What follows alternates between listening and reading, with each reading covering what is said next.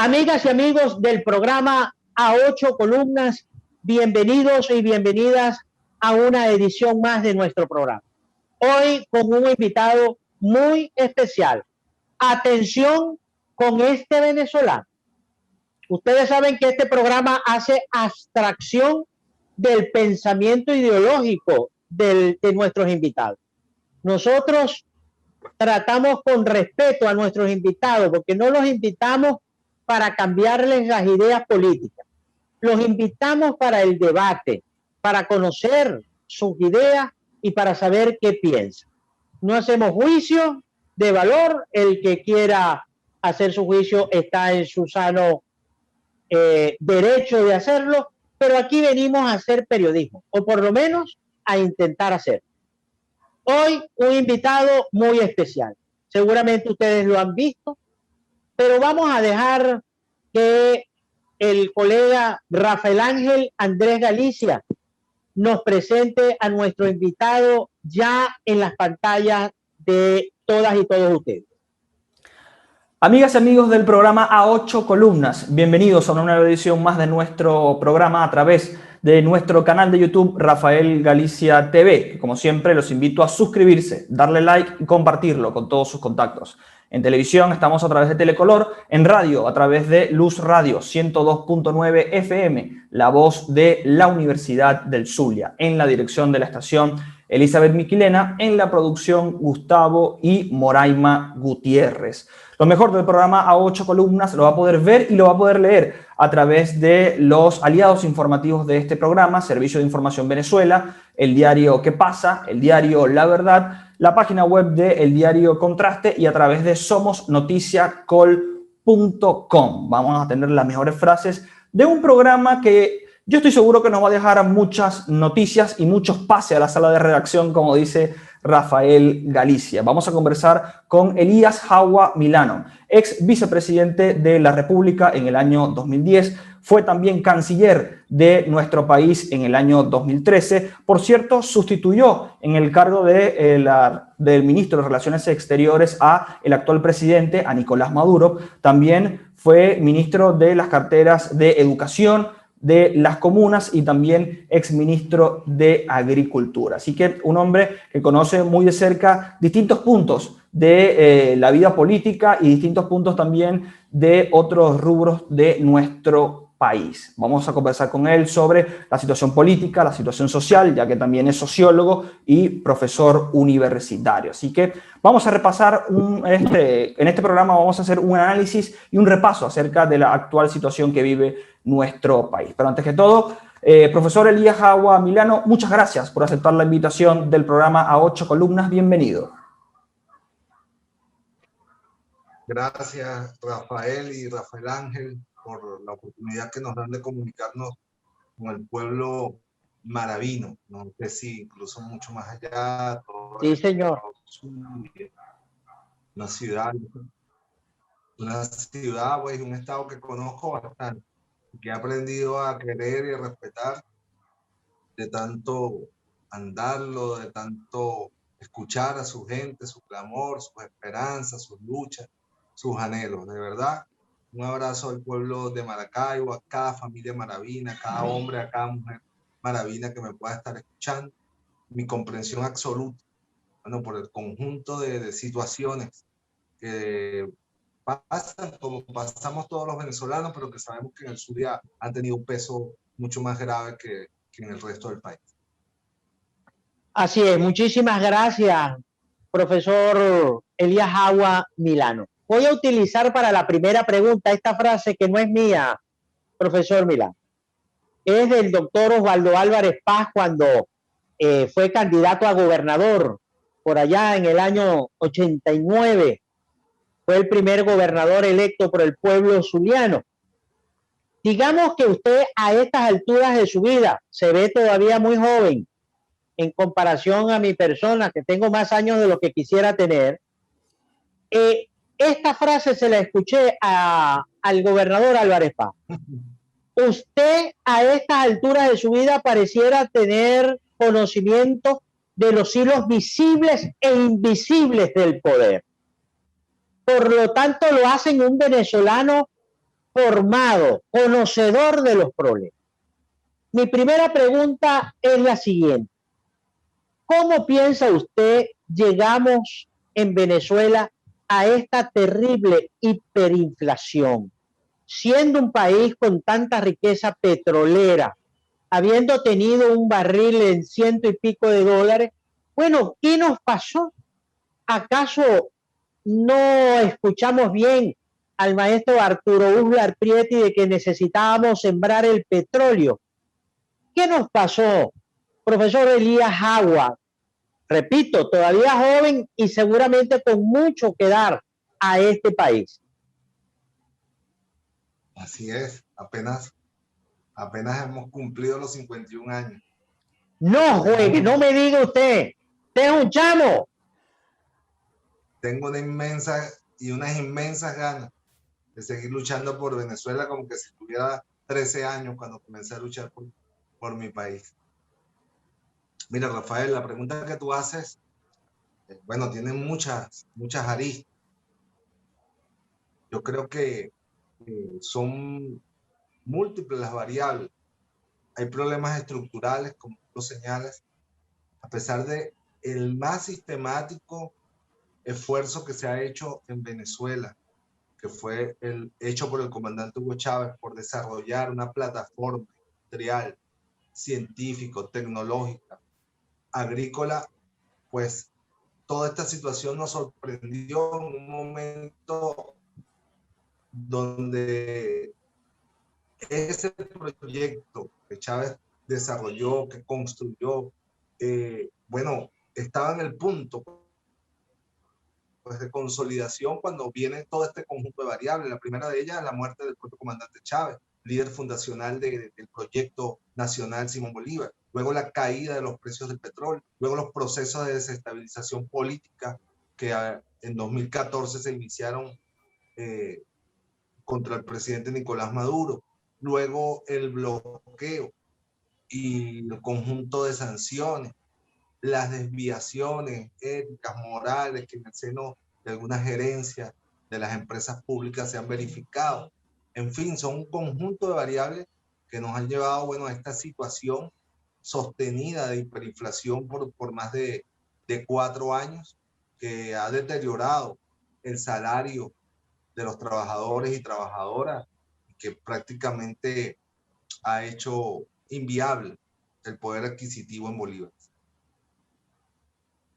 Ahora bien, esto hace usted una relación pertinente, pero fotografiando la gestión del presidente Hugo Chávez, mirando un poco hacia atrás, ¿cuáles políticas fueron erróneas? Porque hay sectores que, por ejemplo, consideran que la política de expropiación fue un error del gobierno del presidente Hugo Chávez. ¿Cuál es su opinión? Mira, el problema actual de la economía venezolana no tiene que ver con las expropiaciones. En Venezuela hay 35.000 empresas pequeñas, medianas, grandes registradas, de los cuales, digamos, el comandante Hugo Chávez nacionalizó no más de 20, 25 empresas y construyó. El Estado venezolano no tiene más de 300 empresas.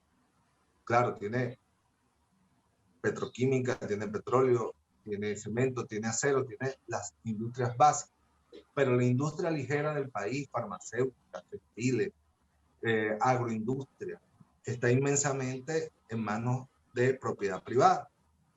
De manera que el problema no radica en las puntuales nacionalizaciones que hizo el comandante Hugo Chávez. Igual pasa con el tema de tierra, ¿no?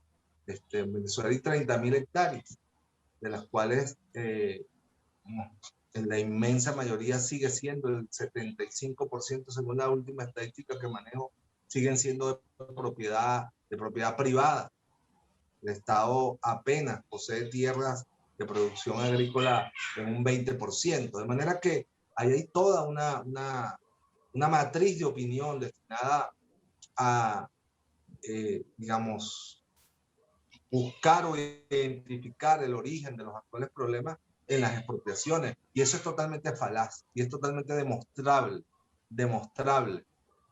con cifras, con estadísticas, con ejemplos concretos. Mire, la industria farmacéutica del país, o sea, Chávez no nacionalizó la industria farmacéutica del país, ni un solo laboratorio, y no hay producción nacional de medicamentos. ¿Cuál es el origen, Rafael, central de este problema? La dependencia absoluta de la renta petrolera, tanto de las empresas públicas como de las empresas privadas. Allí está el problema, al caerse por las razones que ya hemos expuesto: caída de los precios petroleros, de sanciones, errores en la gerencia pública de PDVSA, desviaciones, éticas administrativas. Bueno, al caerse el ingreso nacional que sostenía tanto al sector privado como al sector público, es que hemos llegado a esta situación de parálisis de la producción nacional. Ese es el verdadero origen del problema. Y no tiene que ver nada con la política, digamos, muy puntual de nacionalizaciones que hizo el comandante Chávez en la primera década de este siglo. Y profesor, volviendo a la parte más, luego de que Nicolás Maduro asumiera el poder, ¿por qué pareciera que al actual gobierno de Nicolás Maduro en su segundo periodo no ha hecho los ajustes necesarios que se le han pedido en la parte, yo creo, más importante del país, que es la parte económica? También han surgido llamados y cartas, por ejemplo, del exministro Rodrigo Cabezas, solicitando algún tipo de viraje en lo económico. Usted que se llegó a sentar y a compartir mesa con el presidente Nicolás Maduro, ¿qué se ha hecho y qué se puede corregir en materia económica para los próximos años, viendo un país que ya está bastante acentuada la crisis desde hace algunos años y que algunos sectores ven al gobierno sin la capacidad de maniobrar para cambiar la actual realidad económica del país? ¿Qué se debe hacer para cambiar la actual crisis económica del país y qué debe hacer, en este caso, el gobierno? Bueno, mira, la resolución a los complejos problemas económicos que hoy atraviesa Venezuela pasa por la necesidad de un acuerdo político, ¿no?, que permita recuperar la estabilidad política interna, que nuevamente, digamos, abra los espacios. Hace falta un acuerdo político que permita la normalidad de la vida institucional del país y que permita proyectar hacia el mundo y recuperar el reconocimiento de la comunidad internacional, especialmente de Occidente, de Europa, de los Estados Unidos, que son los que han desconocido al actual gobierno del presidente Nicolás Maduro el reconocimiento al Estado venezolano y al presidente de la República, que es el único que ha sido electo para ser presidente, que es Nicolás Maduro Moro, ¿no? Desde la unidad de funcionamiento de la vida institucional, todo el sistema de extranjeras, de sanciones que tienen hoy un peso fundamental en las dificultades económicas, y sin el levantamiento de este cerco comercial, financiero, económico, es muy difícil, es mucho más complejo superar la compleja situación económica que vivimos, ¿no? Entonces, por eso yo pongo el énfasis en que la resolución de lo económico pasa por la normalización de la vida política del país, de la vida institucional del país, que permita entonces, por ejemplo, abordar el tema de la deuda externa, que nos permita en consecuencia obtener un financiamiento internacional en términos transparentes y apegado a la Constitución de la República Bolivariana de Venezuela, que nos permita importar los repuestos, los insumos necesarios para reactivar tanto la industria petrolera como el resto de la industria nacional, la industria ligera, la industria básica, y con ello, bueno, la producción, a la par que se pueda, digamos, levantar el salario de los trabajadores, de las trabajadoras, como un derecho humano fundamental, pues, de la familia venezolana, de la familia trabajadora, tener un poder adquisitivo que le permita vivir con dignidad, pero además el salario como un dinamizador de la economía, del consumo necesario, en fin. Pero pongo un énfasis fundamental en esto, Rafael, pues, en la necesidad y en la conciencia que tenemos que tener todos los dirigentes políticos de Venezuela de anteponer los intereses del pueblo, la tranquilidad de la familia venezolana, del hombre, de la mujer, del niño, de la niña, del joven venezolano, para poder recuperarnos y levantarnos y proyectar a nuestra patria y a nuestro pueblo hacia un buen porvenir. Ahora, profesor, fíjese, a mí me genera una duda sobre lo que usted dice del acuerdo político, porque ¿qué más tiene que pasar en este país para que el gobierno nacional y la oposición que lidera Juan Guaidó, o todas las oposiciones, como las personas lo quieran llamar, las personas que ven este programa y lo escuchan, qué más tiene que pasar para que en este país las partes se sienten a llegar a un acuerdo político y poder poner el país por delante para rescatarlo y salvarlo de la crisis económica y también a la que se le suma ahora una pandemia mundial que nos ha afectado duramente? Porque pareciera que las partes en el conflicto están tan concentradas en el conflicto que ahí se quedan entre insultos de un lado y del otro y descalificaciones de un lado y del otro, cuando en el medio hay un país que espera un acuerdo, pero que la gente considera que ese acuerdo parece inviable entre las partes por cómo se tratan, porque no ve una solución y la crisis avanza y los años pasan. ¿Por qué el acuerdo no se termina de concretar, profesor? Es mi pregunta concreta.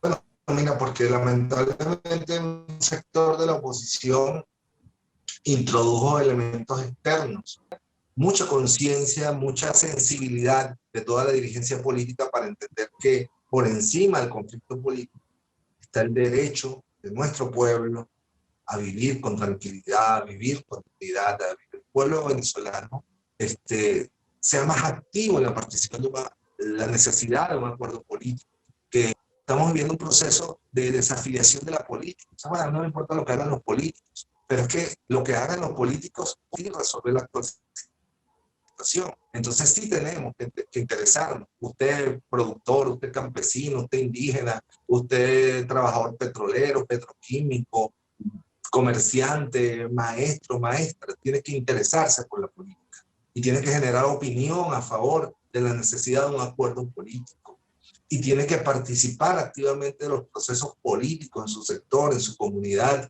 y tiene que asistir a los procesos electorales, ¿no? Porque eso es lo que le va a dar dinamismo a la vida política e institucional del país y que nos va a permitir entonces, digamos, presentarnos ante el mundo como una nación que ha recuperado por la voluntad de su pueblo y la conciencia de la mayoría de su dirigencia, pues en la normalidad de la vida institucional del país y eso nos permitirá pues negociar la salida de todos los factores extranjeros que están interviniendo en Venezuela. A mí me parece muy interesante eso que usted acaba de decir y voy a coincidir con usted en cuanto a que la población debería tener una participación más activa, mucho más activa. Claro, esto está conectado un poco, profesor Elías Agua, al tema de los partidos. Los partidos también han sido, por decirlo, quizás el epíteto sea exagerado y me disculpo con usted, pero los partidos han sido abatidos por el gobierno, eliminados, sus directivas han sido intervenidas.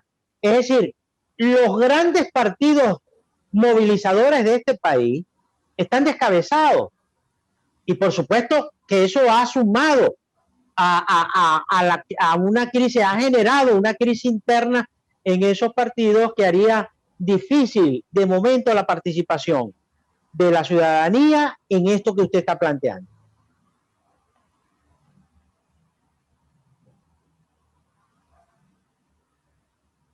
Bueno, eso forma parte de los acuerdos políticos a los que hay que llegar, ¿no? Okay. De los acuerdos políticos a los que hay que llegar.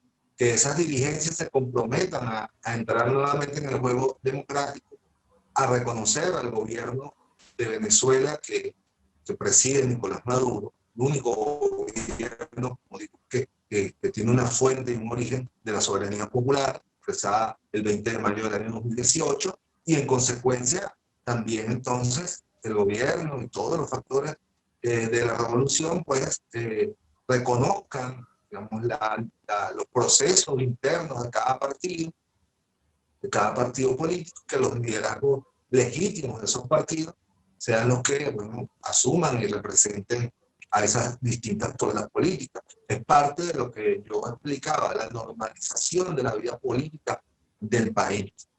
La normalización de la vida política del país. Porque esa situación que ustedes señalan tiene que ver mucho con la actitud que tomaron dirigentes de los partidos políticos de oposición de rebelarse violentamente, militarmente contra la Constitución, contra las instituciones del país, contra la paz del país. Eso es una realidad también. Hay que buscar las causas por lo cual muchos de estos partidos han sido objetos de medidas judiciales, han sido objetos de medidas administrativas. Lo que aquí vivimos en el 2017 fue una verdadera incitación a la guerra civil, ¿no? Por parte de esa dirigencia. Y aún así el gobierno del presidente Nicolás Maduro ha dicho y lo está haciendo porque está sentado con muchos de los que intentaron llevar al país a una guerra civil en 2017 para derrocar al gobierno, ¿no? Entonces creo que eso es parte del acuerdo político. Debemos construir un escenario de cara a las elecciones donde, bueno, todos los partidos políticos participen y todos los dirigentes que no hayan incurrido en graves delitos, pues, contra el Estado o contra el patrimonio de la nación, puedan participar de ese proceso electoral, pero comprometiéndose todos a respetar los resultados, a acatar la Constitución de la República Bolivariana de Venezuela. Ese es el acuerdo que necesitamos, Rafael. Vamos a una pausa. Vamos a una pausa y al retorno cerramos nuestra conversación con el ex ministro de Educación y vicepresidente de la República, Elías Jagua Milano. Una pausa y ya regresamos.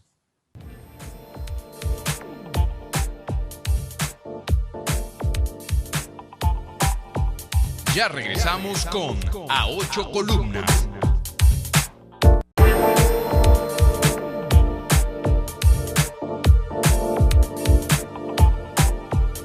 Continuamos con A Ocho Columnas. Bueno, le consultábamos al profesor Elías Jagua Milano sobre cuál sería la fórmula para este acuerdo político, si una ley de amnistía del nuevo Parlamento que la puede presentar perfectamente, o acuerdos sobre la mesa. Lo cierto del caso es que el tiempo apremia y este año están agendadas en nuestra Constitución las elecciones a gobernadores y alcaldes. ¿Cuál es su punto de vista frente a esta posibilidad, profesor Jagua? Mira, creo que más que una ley de amnistía, yo siempre recuerdo una vez al comandante Chávez que nos dijo: la sociedad no puede vivir apegada a rencores, tiene que haber justicia, pero ciertamente para poder avanzar hay que lograr en el mediano plazo un acuerdo que permita que todo aquel que no haya cometido delitos graves, homicidio, atentado, terroristas, etcétera, pueda, bueno, volver a la vida política. Eso ha sido parte de la historia de Venezuela. Ok. Mire, por cierto, ¿usted está de acuerdo?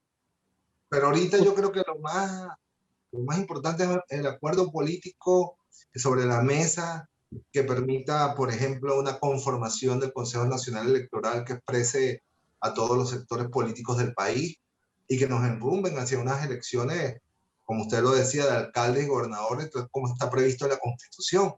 Y que eso vaya, bueno, abriendo el espacio de la recuperación de la vida institucional del país. Sí, creíble. Un proceso creíble, me parece adecuado. ¿Usted cree que la oposición debe participar en las elecciones regionales? Ya lo comentaba. Bueno, en primer lugar no puedo hablar yo por la oposición, ¿no? Yo lo que sí creo es que todo partido político legal, que apuesta, tiene que participar en las elecciones, porque hay dos tipos de lucha política: la lucha armada o la lucha electoral. No hay otra, ¿no? Entonces, si están dentro del ámbito de la legalidad y la constitucionalidad, tienen que participar en los procesos electorales. ¿Usted estaría de acuerdo con que el Partido Socialista Unido de Venezuela seleccione por la base sus candidatos? Es pública mi posición, ¿no? Mi opinión y mi posición política respecto a la necesidad de lograr que tanto los candidatos, las candidatas de todos los partidos políticos, pero en este caso de nuestro partido político, del Partido Socialista Unido de Venezuela, sean electos por la base, en elección directa, secreta y universal. Es lo más sano para que ciertamente emerjan los auténticos liderazgos. Ciertamente nuestro partido tiene diversos métodos de selección de sus candidatos, de sus candidatas, de sus autoridades.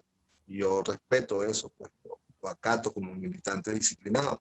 Pero en todo caso, si preguntaba mi opinión, sí, de nuestro partido y de la revolución en general.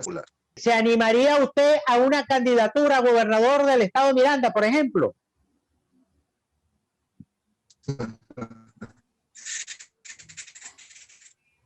Mire, en verdad, y no lo digo por un decir que dicen todos los políticos, no, yo no quiero eso, yo no busco eso, ¿no?